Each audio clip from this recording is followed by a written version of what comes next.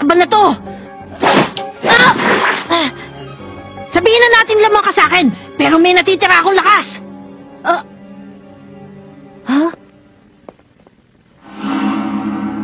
Sinabi ko naman sa'yo na mamamanhid ang iyong utak sa ginawa ko. Malamang ngayon ay wala kang nakikita. Inaamin kong matibay ka pero hindi na ito larong pangbata. Hindi lahat ng bagay matadaan sa tibay ng loob. Gaya ang sinabi ng kaibigan mo kanina, isuko mo ng labang ito para may matira ka pang lakas sa susunod na pakikipaglaban. Matawad, mukhang pandinig na lang ang ginagamit mo sa iyong pag-atake. Kaya pinaralis ako muna na sandali ang iyong kaliwang tenga. Kung susuntukin ko pa ang kanan mong tenga, baka hindi mo na magawang makapagsalita. Kaya, hahayaan kong makarinig ka pa. Huwag mo nang pahirapan ang sarili mo. Kailangan bang humantong sa ganito? Aray, naririnig kita kaya lalaban pa ako. Hindi mo ako mapapasuko. Oo nga pala. Muntik ko nang makalimutan na malakas ang iyong tenga. Gon! Kailangan mo yan! Para ma-press-kuhan ka na kaunti!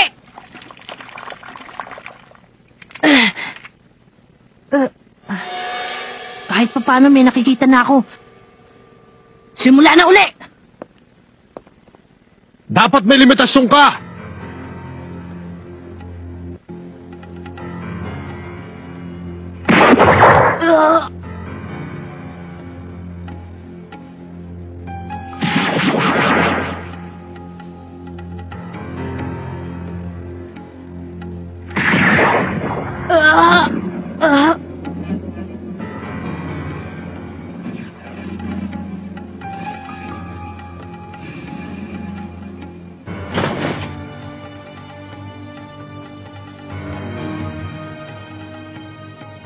Mahigit na tong 3 oras.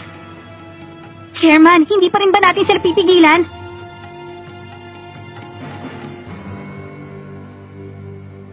Alam kong naririnig mo ko.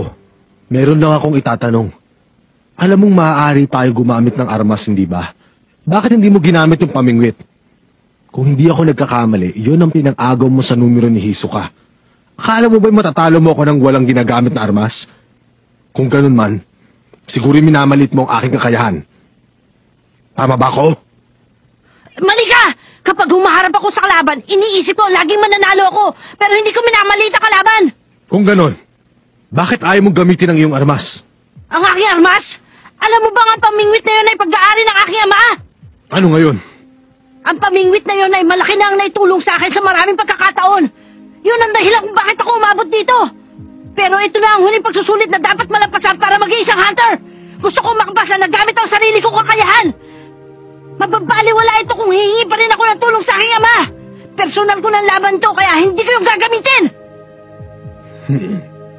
Muntik na akong mayak sa drama mo. Tama ang narinig ko. Sabi mo yung personal mo na itong laban. Kaya pala. Yun pala ang dahilan kung bakit mo ako minamaliit. Uulitin ko sinabi ko sa'yo, bata. Dapat ay may limitasyon ka! Itigil mo na yan, Hanzo! Huwag kang maging malupit dyan sa bata! Kung gusto mo tayong dalawa na maglaban! Kung di mo ako kayang panoorin, umalis ka na. Ang susunod na hindi mo na masisikmura. Anong sabi mo? Kahit na sino, hindi dapat makialam sa kanilang laban. Si Hanzo'y walang ginagawang masama laban sa aming patakaran. Kung makikialam ka sa kanila, walang ibang matatalo sa tournament na ito kundi ang kaibigan mong si Gon. Salamat, Lyoryo. Pero ayos lang ako. Kaya ko pang harapin itong si Hanzo. Hindi mo ako pwedeng tulungan ngayon, kaibigan.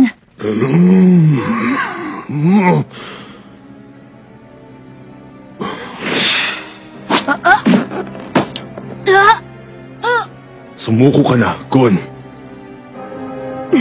Sumuko ka na. Sabihin mo lang, suko na ako! Kaya ko pa!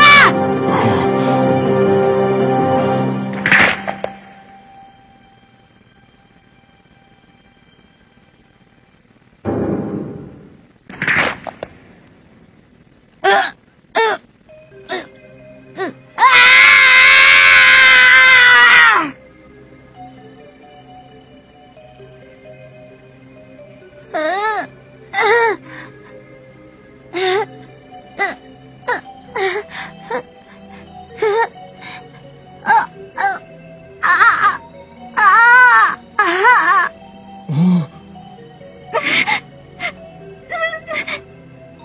Ngayon, bali ng kaliwang kamay mo.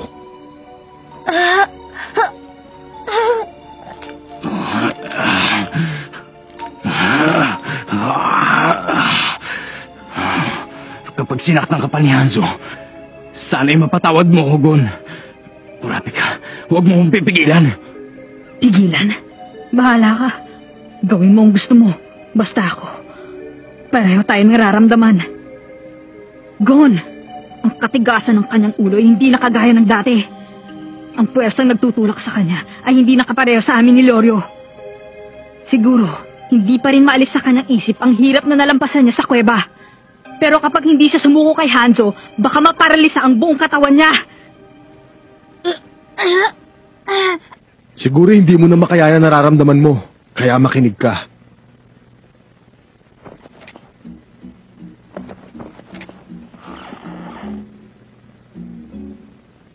Ang isang ninja ay dumadaan sa matinding pagsasanay sa simula pa lang ng araw ng kapanganakan para matutunan ng pambihirang kalaman na kung tawagin ay ninpo.